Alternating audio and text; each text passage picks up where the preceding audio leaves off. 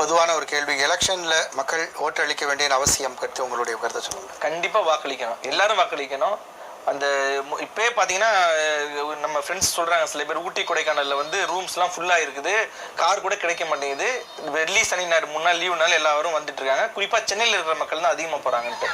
நான் என்ன சொல்கிறேன், ஓட்டு போடலைன்னா ரேஷன் கார்டில் வந்து அட்லீஸ்ட் ஒரு 6 மாதம் சாப்பாடு இது பொருள் கிடையாது, பெட்ரோல் பங்க்கில் பெட்ரோல் கிடையாது. இந்த மாதிரி சில விதமான முடிவு எடுக்கலைன்னு வச்சுக்கோங்களேன்.